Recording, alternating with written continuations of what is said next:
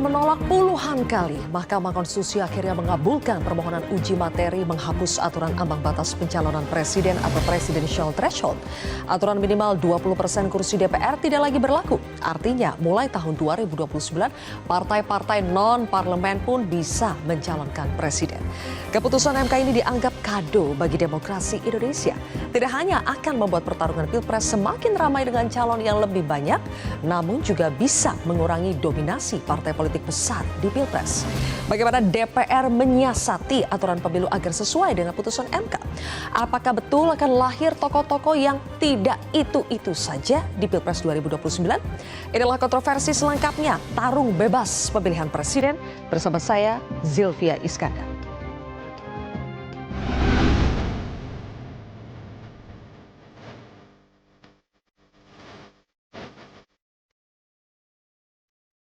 Mengadili. 1. Mengabulkan permohonan para pemohon untuk seluruhnya.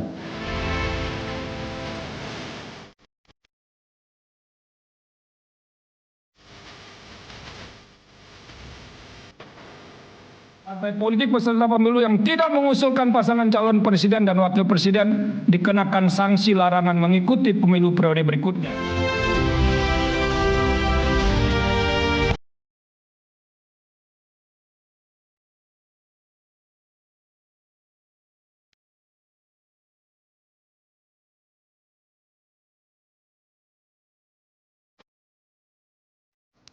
Baik, pemirsa, untuk pembahasnya sudah hadir 5 narasumber di studio Metro TV. Di sebelah kiri saya ada Ketua Komisi 2 DPR RI Muhammad Rifki Nizami Karsayuda. Bang Rifki, selamat malam. Selamat malam, Zil. Terima kasih sudah hadir di kontroversi. Berikutnya ada politikus senior Partai Golkar, Nurdin Halid. Bang Nurdin, selamat malam. Selamat malam, Assalamualaikum. Waalaikumsalam. Kemudian di sebelah kanan saya ada Ketua Umum Partai Buruh, Bang Said Iqbal. Bang Iqbal, selamat malam. Assalamualaikum. Waalaikumsalam. Berikutnya juga ada pakar hukum tata negara Bivitri Susanti. Mbak Bibip, terima kasih sudah hadir di kontroversi. Dan selanjutnya Direktur Eksekutif Institute for Democracy and Strategic Affairs atau Indo Strategik, Ahmad Khairul Umam. Mas Umam, selamat malam. Selamat malam. Semuanya terima kasih sudah hadir di kontroversi supaya pemirsa lebih memahami lagi intisari dari putusan MK yang akan kita perbincangkan pada malam hari ini, pemirsa. Saya akan paparkan sedikit apa sebetulnya yang ingin kita bahas pada malam hari ini. Ada gugatan atau permohonan uji materi dari 4 mahasiswa UIN Sunan Kalijaga, Yogyakarta. 4 orang mahasiswa ini menggugat, meminta agar Mahkamah Konstitusi menghapus yang namanya ambang batas pencalonan presiden yang selama ini kita kenal dengan presidential threshold, membatasi ada syaratnya kalau mau mengajukan presiden. Ada 20% kursi di DPR atau total 25% suara sah nasional. Nah, keempat mahasiswa ini mengajukan uji materi kepada MK. Dan dari sekian banyak, sudah puluhan kali kami mencatat setidaknya ada 33 kali semacam permohonan pasal 222 untuk dihapus. Baru kali ini akhirnya MK mengabulkan permohonan untuk menghapus ambang batas pencalonan presiden. Kita akan lihat apa sebetulnya persisnya yang dikabulkan oleh MK di sini. Dalam putusan perkara nomor 62, akhirnya MK menghapus ketentuan ambang batas pencalonan presiden. Jadi selama ini pasangan capres-cawapres itu harus diusulkan parpol atau gabungan parpol peserta pemilu yang memenuhi syarat perolehan kursi paling sedikit 20% jumlah kursi DPR atau 25% suara sah nasional. Dan ketika ini dihapus artinya tidak ada lagi nih syarat-syarat 20%, 25%. Artinya sekarang semua partai baik itu parlemen maupun non-parlemen yang menjadi peserta pemilu itu bisa mengajukan pasangan calon presiden dan wakil presiden. Kita akan lihat inilah yang menjadi banyak kita perbincangkan karena ini harus ada lanjutannya. Ini PR buat para pembuat undang-undang. MK sudah memberikan pedoman, jadi tidak hanya memutuskan tapi ada pedoman lanjutan yang harus ditindaklanjuti oleh DPR RI.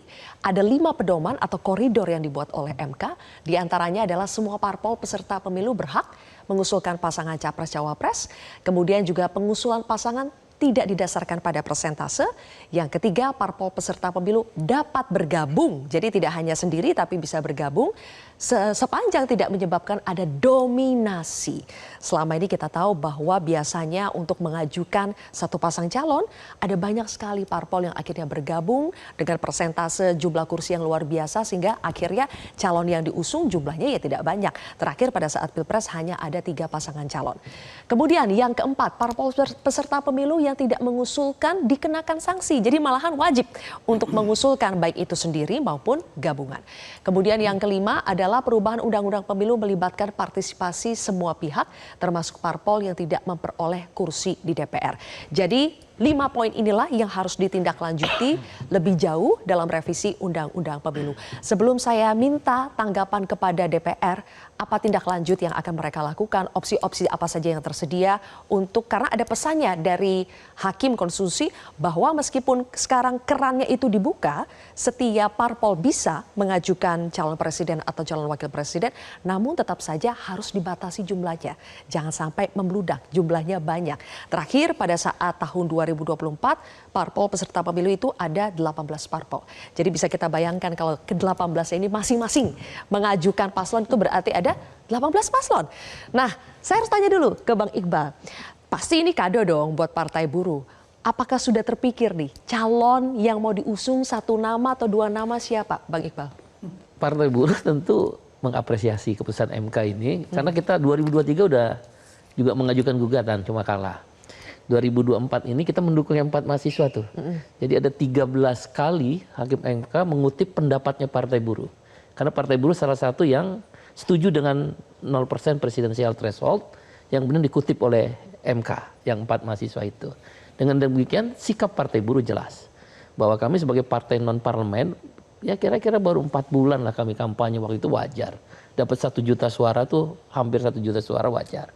Dengan nanti presidensial threshold kami percaya efek ekor jas itu akan kuat. Partai Buruh sudah memutuskan di Rakernas nih nanti 17 Februari 2025 ini akan mengumumkan calon presiden. Cepat sekali berarti ya. Calon presiden dan Februari calon wakil 2025. presiden. Februari 2025 dalam rapat kerja nasionalnya. Tapi pasti kan nggak mungkin satu. Kita buka ruang untuk calon presiden kita serahkan ke rakyat. Maunya siapa? Nanti kita bikin mekanisme. Kami akan mengambil contoh Brazil. Ketika Lula da Silva dan Pedro Castillo di Peru, Lula da Silva terpilih di Brazil, Pedro Castillo terpilih di Peru, itu mereka semacam urun rembuk dari bawah terus sampai ke apalagi kita punya sosial media, model-model yang Thailand itu dan bongbong di Filipina kita pakai. Jadi kita memadukan antara grassroots. Buruh itu kan di pabrik, gampang tinggal di kuesioner, pakai sosial media kita tanya. Oke, jadi ditanya nanti dulu. akan muncul beberapa nama. Hasilnya akan diumumkan pada saat Rakernas. Rakernas Nah, itu. nanti dari Rakernas menuju Kongresnya Partai Buruh di tanggal 5 Oktober 2026, kita udah tahu siapa calon presiden Partai Buruh di pemilu 2029 dan calon wakil presiden Partai Buruh di 2029. Sebagai ketua umum ada top of mind nggak siapa calonnya, Bang? Kalau kita mengacu pada hasil Kongres 2021, Partai Buruh itu udah mengusulkan nama. Cuma karena ada presidensial threshold yang boleh mengajukan capres cawapres adalah peserta pemilu 2019 nggak muncul. Contoh siapa nggak kenal Najwa Shihab? Itu muncul namanya loh, Najwa Shihab. Najwa Shihab seorang jurnalis cerdas perempuan. Kalau ditawarkan dan disosialisasikan dengan baik, kami berkeyakinan bisa. Muncul nama almarhum Riza Ramli. Tentu Pak Prabowo juga muncul waktu itu. Pak Prabowo juga muncul. Coba sayang kan memang nggak boleh. Nah hari ini kami yakin lebih banyak lagi orang akan terbuka. Dan Partai Buruh pasti, itu udah keputusan Rakernas kita, pasti mengusulkan tanpa koalisi sekalipun. Karena kita ingin menggugah rakyat. Kado yang diberikan oleh Mahkamah Konstitusi di mana demokrasi menyajikan ruang kesetaraan, itu harus dimanfaatkan. Orang tanya, uangnya dari mana? Kami biasa beriur. Justru dengan seperti ini, buruh itu akan termotivasi. Seorang buruh bisa kayak Lula, buruh pabrik Volkswagen, VW bisa jadi presiden. Pedro Castillo seorang guru honorer, bisa Eva Morales di Bolivia, petani kokain bisa. Indonesia sedang menyongsong itu, kita beriur Sepanjang dia meluas, nanti setelah dalam proses dari Rakernas menuju Kongres itu 2 tahun, Kongres 2026 sampai 2029 3 tahun, sepanjang dia meluas, buruh siap loh. Oke. Gampang saya, 50.000 aja. Anggota kami ya tercatat kalau semua serikat buruh mendukung, nggak usah semua buruh, serikat buruh 5 juta, nggak usah macam-macam lah, 2 juta, dia setuju dengan yang memperjuangkan hak-hak buruh, petani, memperjuangkan jaminan sosial, 2 juta kali 50.000.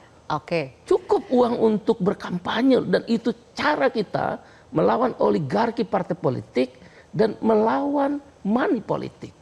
Cara itu kita mau pakai. Oke. Kira-kira begitu. Yang bisa dipastikan dari Partai Buruh malam hari ini adalah pasti akan mengusung paslon maupun itu sendiri atau gabungan. Terus yang kedua sudah ada biayanya, buruh nanti bisa urun Beriur. ya. Beriur. Oke.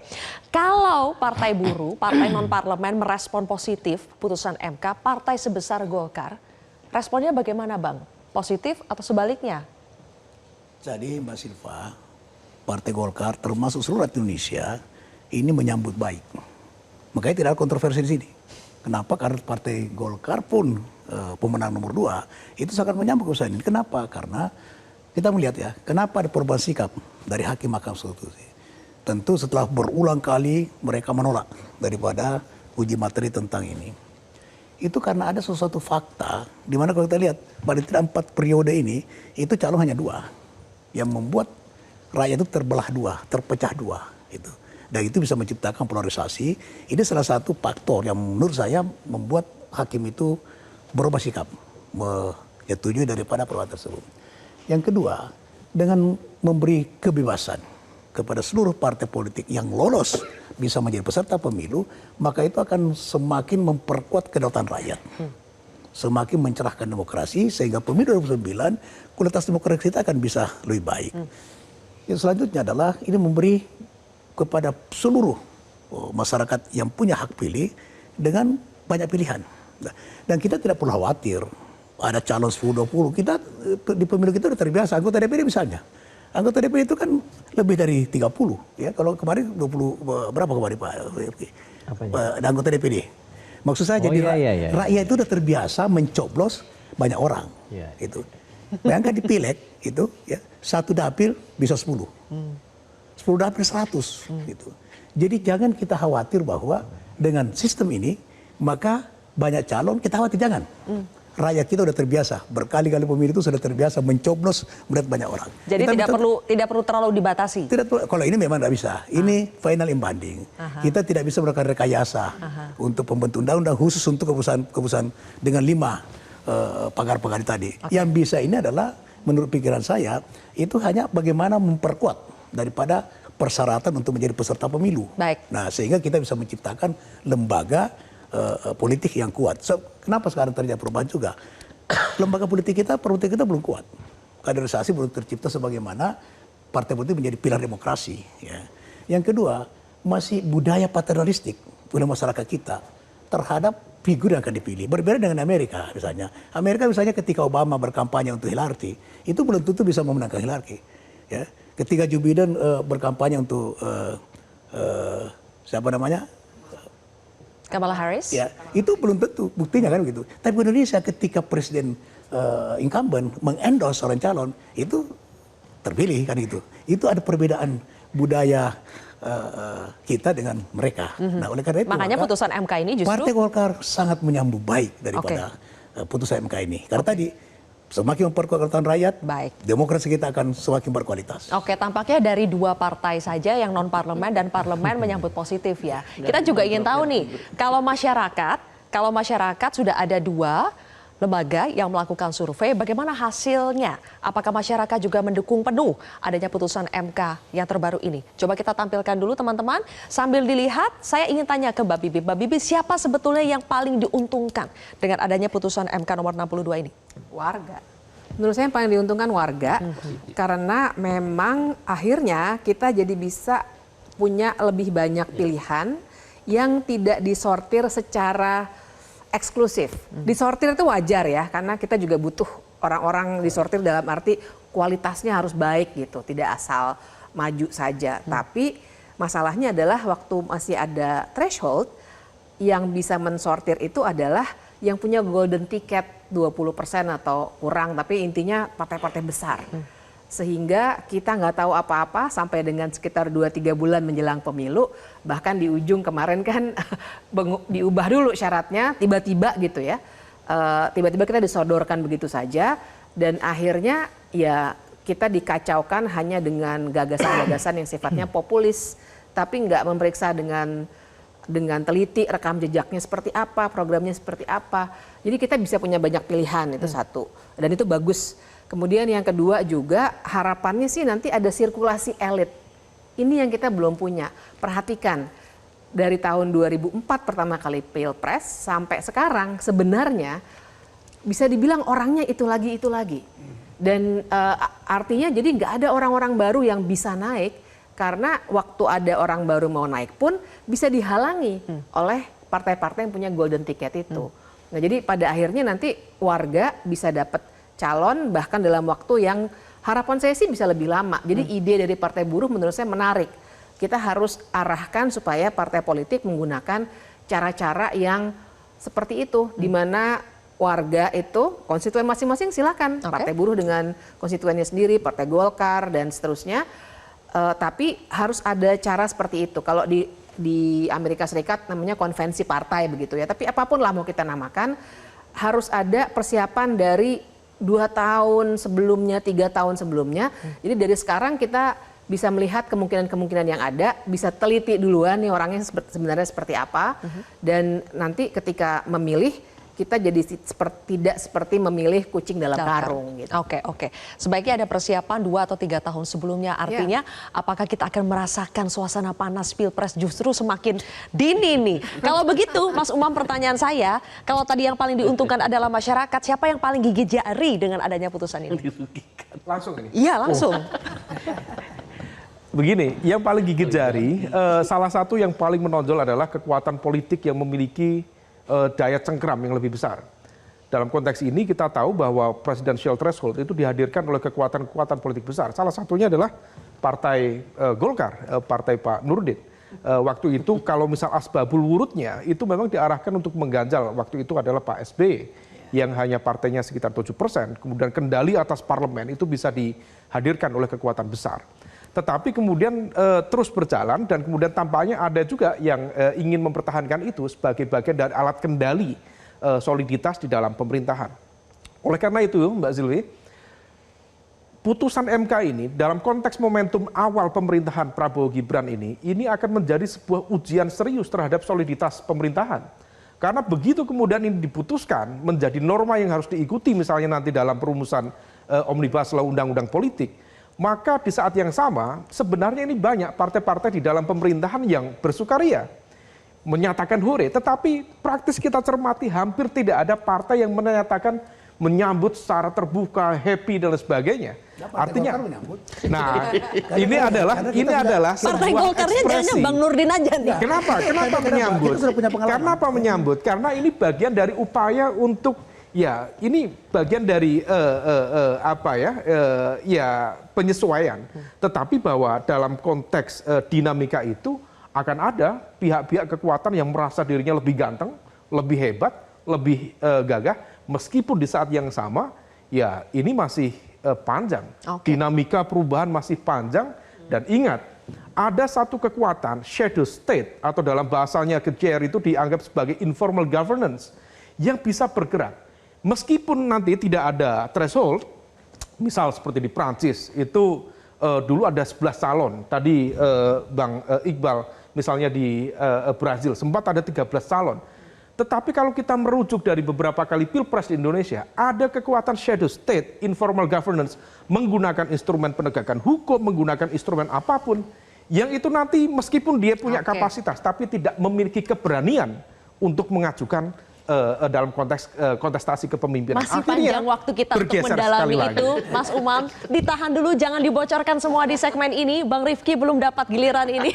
Bang Rifki, mohon bersabar karena biasanya ini PR-nya memang banyak di DPR. Jadi setelah segmen berikut ini saya ingin tahu apa saja opsi-opsi yang sudah mulai di-exercise oleh Komisi 2 DPR, terutama untuk bisa menindaklanjuti PR yang disampaikan oleh MK, rekayasa konstitusional untuk mencegah supaya tidak terlalu banyak juga paslon kita. Sesaat lagi pemirsa.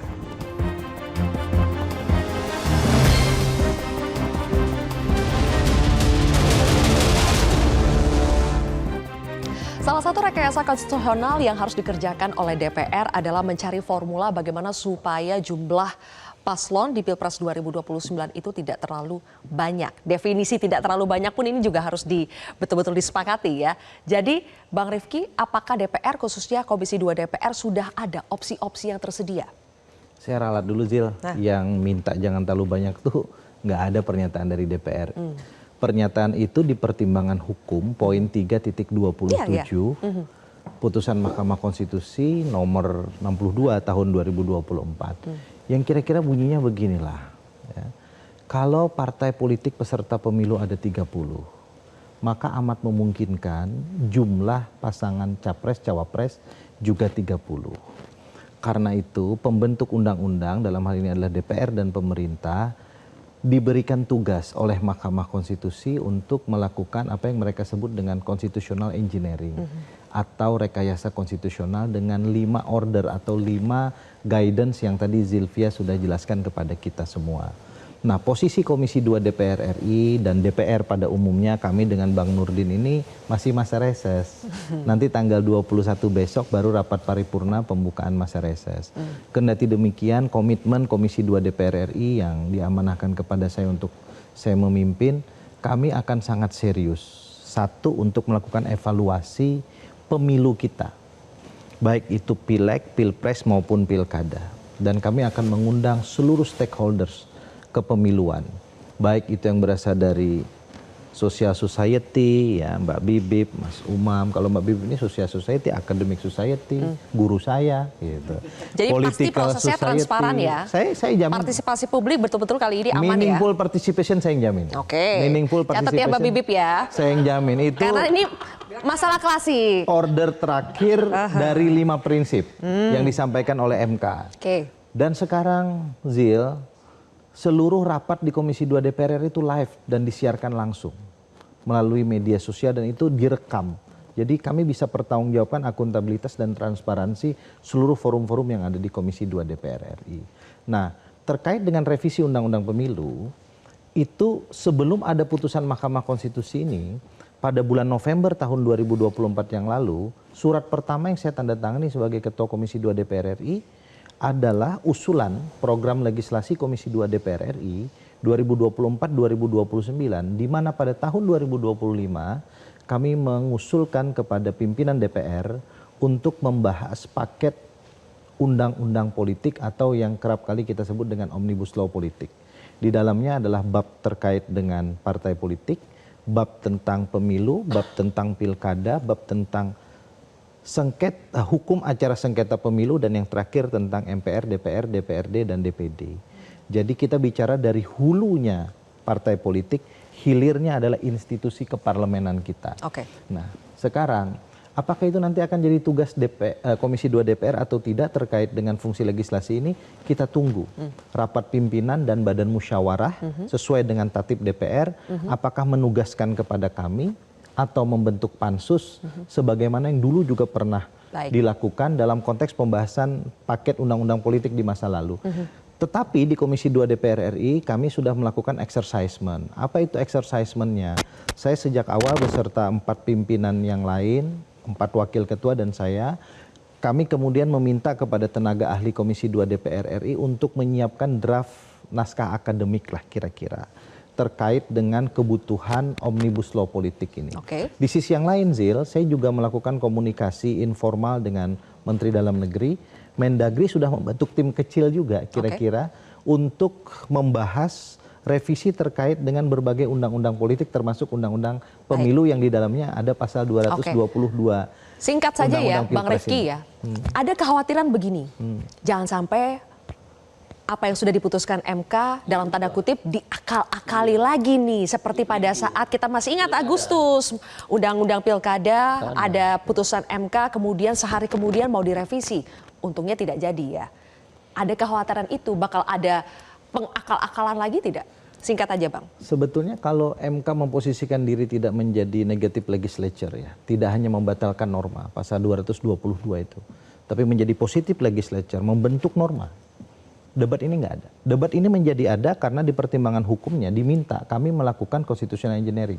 Karena itu percayalah, kami ini lembaga juga yang diberikan tugas oleh konstitusi. DPR dan pemerintah percayakan kepada kami dulu, biarkan prosesnya kami bangun dengan baik, transparan dan accountable. Dan saya kira kami juga tidak mau mencederai kapasitas dan integritas kami. Kami bentuk norma, besok di GR oleh Mbak Bibip, dan Partai Buruh dibatalin lagi. Rasa-rasanya sih kita nggak mau berpikir seperti itu. Tapi pengalaman selalu berulang di mana ketika dibahas ke DPR, Balik selalu menjadi algojonya itu. Cepat sekali bahas di Balik. Kami di Buruh aja misal punya pengalaman Omnibus Law Undang-Undang Cipta Kerja. Sekian ribu dibahas jadi cepat sekali. Nah, dengan konsep Omnibus Law partai politik, mungkin tujuan yang Bang Rifki sampaikan baik. Tapi begitu masuk dalam proses politik, udah kayak algojo. Semua keputusan MK yang tadi Mbak Silvi bilang, potong. Jadi saya agak khawatir tadi yang Pak Nurdin bilang, ada kita perkuat bagaimana peserta pemilu. Nah, itu di dalam pikiran saya tadi, ini fair fak, verifikasi administrasi, faktual, dipersulit itu. Kita bikin partai Mbak Bibip, mungkin paling tersulit seluruh dunia loh. Nggak di pikiran saya, mudah-mudahan salah. Makanya tadi kan begitu masuk di Balik, proses itu kita nggak bisa lihat lagi.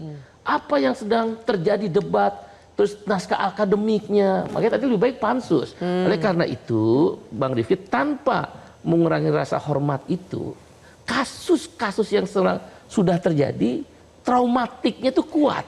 Makanya saya udah bilang kawan-kawan, kalau itu dilakukan kita turun ke jalan, saya organisir untuk masyarakat sipil, jangan melawan kekuatan yang diputuskan oleh MK atas perintah konstitusi. Itu aja sih sebenarnya pesannya itu. Pesan ya, wanti-wanti saja ya Bang Rifki ya. Tapi Bang Rifki juga tadi bilang percayakan dulu lah pada kami. Insya Allah. Sampai sekarang ini. Nah, tapi tadi dari sisi Bang Nurdin, jangan-jangan ini difasilitasi tapi diperketatnya di yang lain nih. Dibikin sulit nih jadi peserta pemilu. Kalau kita lihat sekarang undang-undang yang ada sekarang, di mana KPU diberi kewenangan untuk memutuskan dari peserta pemilu, sebetulnya persyaratannya sudah cukup ketat ya. Pertanyaan cukup bagus, tapi dalam implementasinya, nah itu kadang-kadang yang ada masalah, itu yang saya maksud itu. Jadi bukan kemudian membuat suatu peraturan baru yang seolah-olah akan membuat ini partai politik yang baru atau yang ada sekarang ini itu dipersulit, bukan itu maksud saya. Tapi aturan yang sudah ada ini dijalankan dengan baik. Kita melihat beberapa dinamika sampai ketua KPU-nya diberhentikan dan sebagainya. Ada peserta calon peserta sama-sama ketua KPU berangkat kemana-mana. Jadi implementasi dari sebuah peraturan yang sudah cukup bagus, itu yang saya maksud. Saya nambahin dikit, ada isu misalnya mohon maaf nih, isu wanita emas, ya, itu yang saya maksud. Isu yang lain-lain, yang itu kemudian membuat kita juga memang harus betul-betul menegakkan ketentuan terkait dengan persyaratan untuk menjadi peserta pemilu. Karena tujuan kita berpartai politik itu, kalau pakai teorinya hukum tata negaranya Mbak Bibip ini, salah satunya kita ingin melakukan institusionalisasi atau pelembagaan partai politik. Karena demokrasi kita nggak akan pernah mapan kalau partai politik tumbuh menjamur tanpa pelembagaan. Ya, ada banyak sebetulnya catatan PR-PR yang harus diselesaikan di partai politik, tapi untuk malam ini kita spesifik ya bahas yang ini karena panjang nih kalau kita mau bahas semua. Mbak Bibip, sebetulnya kan muara pertanyaannya adalah, jadi sebetulnya perlu atau tidak untuk dibatasi jumlah paslonnya? Sekarang MK sudah membuka keran, setiap partai peserta pemilu itu boleh, tapi ada tapinya, harus tetap dibatasi supaya tidak terlalu banyak. Jadi sebetulnya harus dibatasi atau tidak sih? Nanti dijawab nanti, Mas Umam juga setelah pesan-pesan berikut ini pemirsa, tetap di Kontroversi.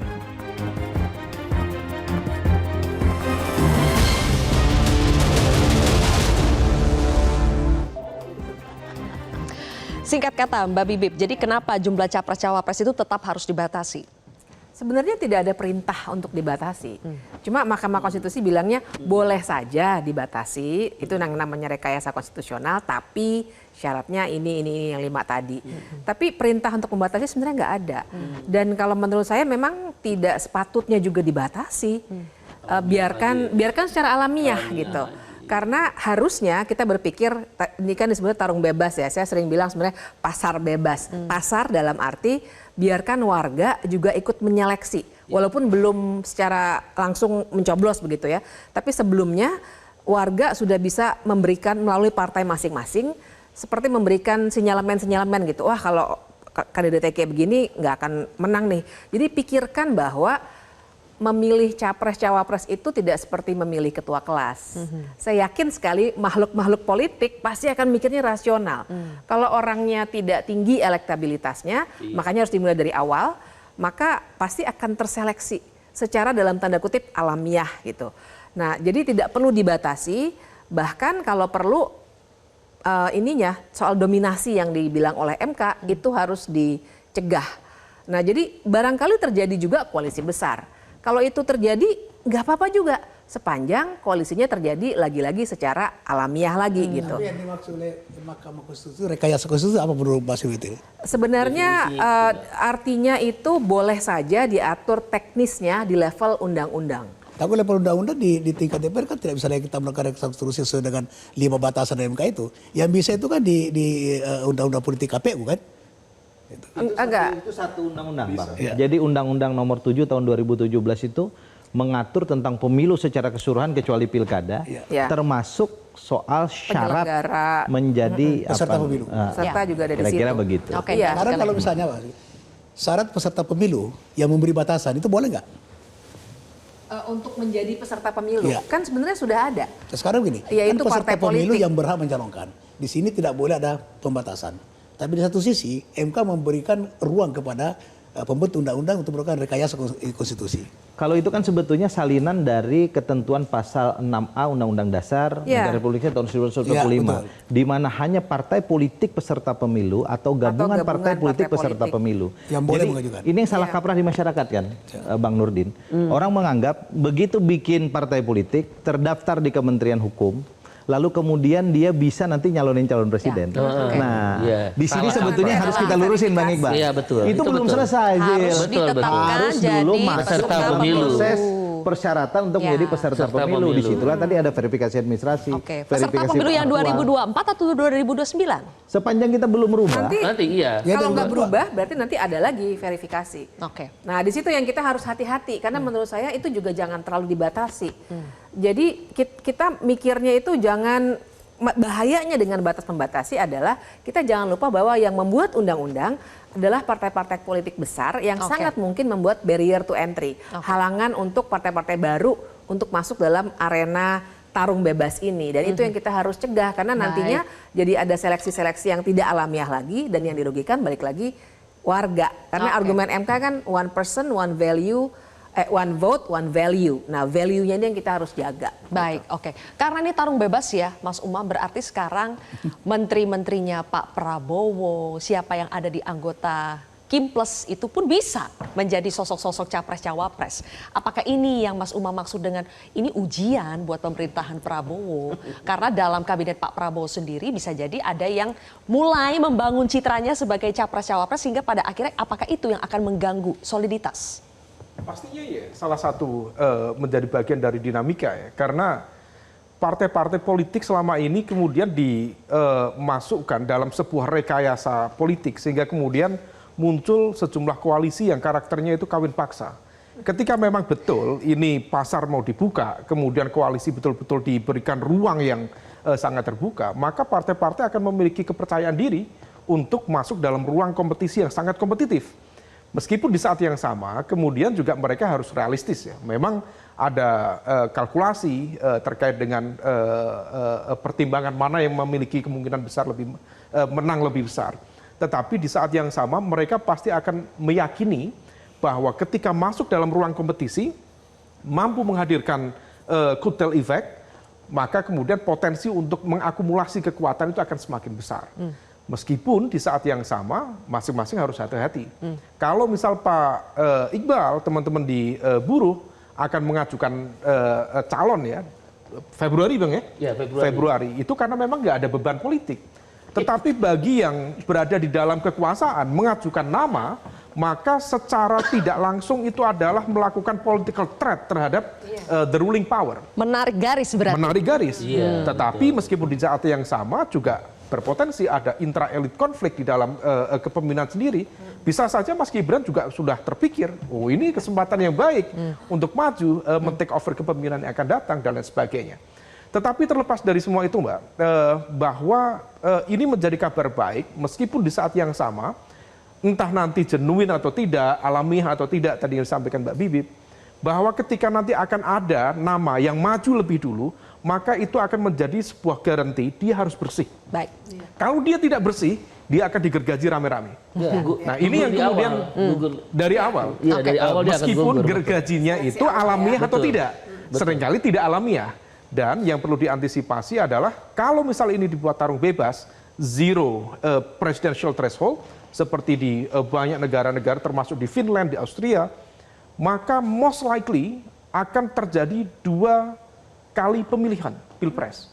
Dan ini mungkin perlu dihitung, Mas Rifki, di Komisi 2 terkait dengan efisiensi anggaran, terkait dengan netralitas dan juga efisiensi kinerja penyelenggara pemilu. Karena kalau misal tidak, implikasinya bisa kemana-mana. Ya, tidak hanya mau dibuat, memang sudah zero ya untuk presidential threshold. Yang mau dibuat zero juga sedang didorong supaya parliamentary threshold juga dihapus. Nih Bang Iqbal langsung bilang betul itu. Kita akan bahas itu lanjutannya. Apakah itu akan menjadi konsekuensi parliamentary threshold juga akan dihapus ketika ambang batas pencalonan presiden sudah dihapus. Sesaat lagi pemirsa.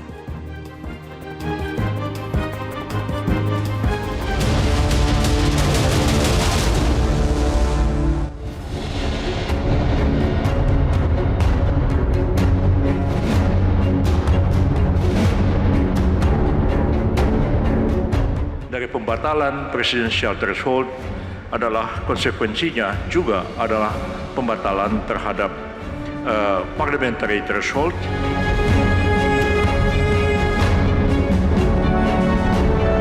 Nah, sehingga kalau terlalu banyak dari banyak partai, ya kita khawatir bahwa kemudian fungsi-fungsi ini akan juga terganggu dan membuat juga pemerintah terganggu. Demikian.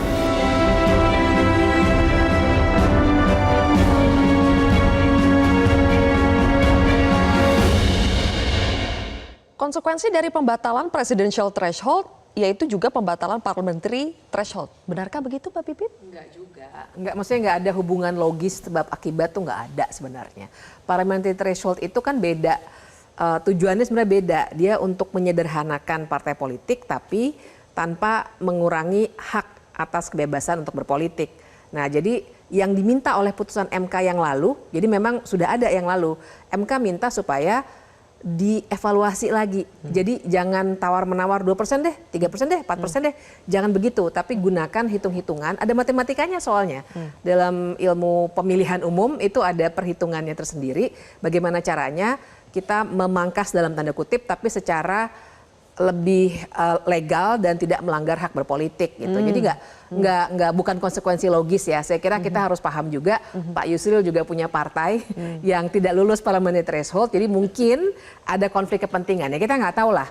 Tapi menurut saya terlalu buru-buru dan gegabah untuk bilang bahwa berarti sekarang juga parliamentary threshold harus 0. Menurut saya mendingan dievaluasi dulu, dilihat dulu hitung-hitungannya. Tujuan kita untuk maknai demokrasi seperti apa, baru kita putuskan. Tapi dari Partai Buruh sudah katanya mengajukan lagi gugatan. Minggu ini akan masuk. Kita minta parliamentary threshold tetap 0%. Tapi kalaupun tidak 0%, kami minta parliamentary threshold jangan di nasional, tapi dapil. Karena rezim pemilu dalam keputusan MK di presidensial threshold maupun yang pernah kami lakukan itu ada rezim dapil. Oleh karena itu, parliamentary threshold harus didapil. Katakanlah Partai Buruh kuat di basis-basis kota industri, cuma 5 dapil. Nah, maka tetap lolos sepanjang di dalam satu dapil itu lolos parliamentary threshold-nya. Itu lebih fair. Karena kalau secara nasional mengejar misal 4%, 2%, 3%, kami yang nggak punya konstituen di basis-basis di luar kota industri akan kesulitan, nggak ada kesetaraan. Partai-partai tua seperti Golkar, P3, bahkan nggak lolos kan P3 maupun PDIP diuntungkan. Oleh karena itu partai-partai non-parlemen minta kesetaraan.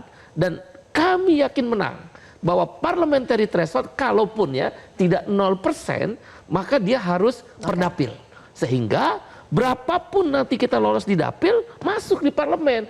Baru nanti fraksi, nanti nggak tahu Komisi 2 bagaimana, Kalau kurang ya membentuk fraksi. Oke. Dalam satu apa itu persyaratan fraksi itu berapa misal? Baik. Misal partai buruh cuma 5, partai lain cuma 4, syarat fraksi 10, ya kita cari satu lagi, gabung satu fraksi. Tapi apa? intinya jangan 4% lah ya, jangan seperti Jangan sekarang. 4% dan tidak nasional. Oke. Tapi kalaulah ada di dapil. Kalau parliamentary threshold sampai berkurang dari 4% atau bahkan sampai 0, Golkar setuju atau tidak Bang Nurdin? Ini bukan soal setuju tidak setuju.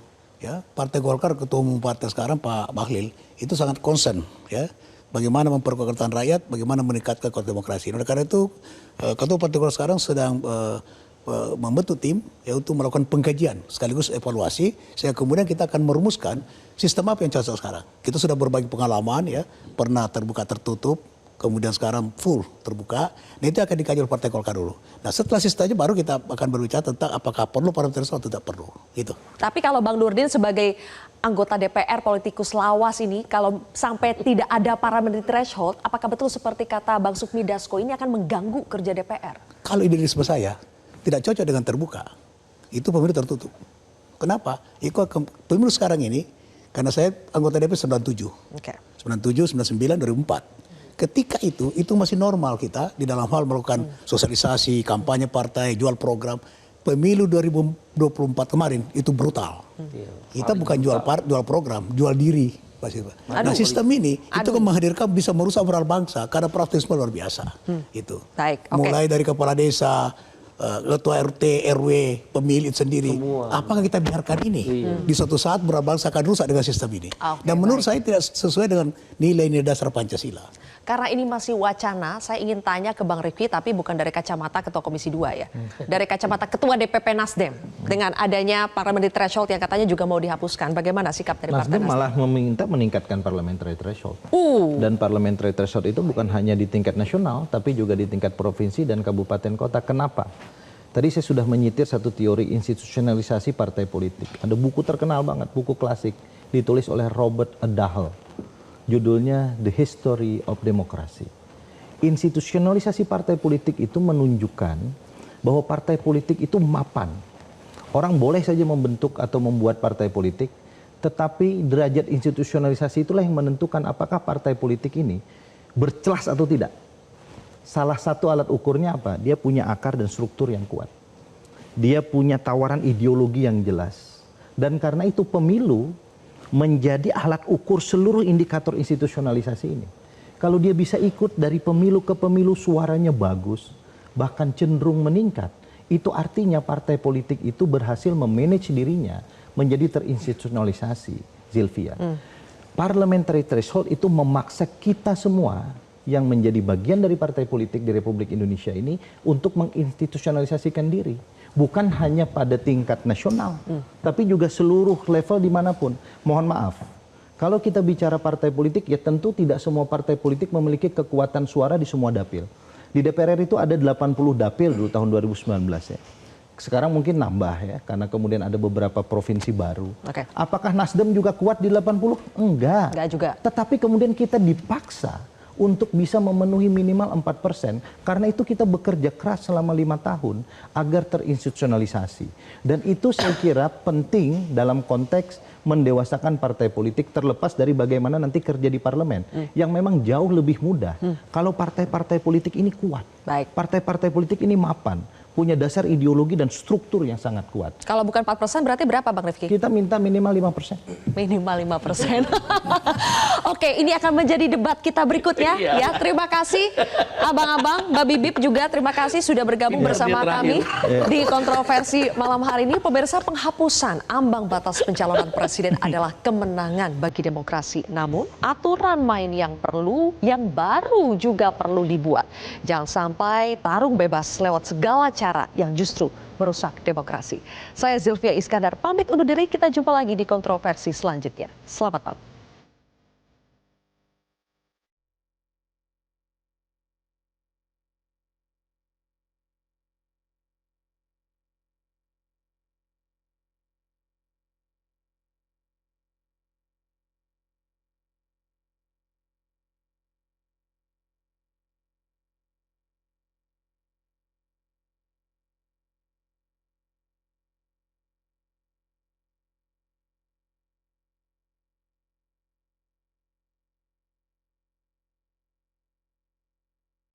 Metro TV.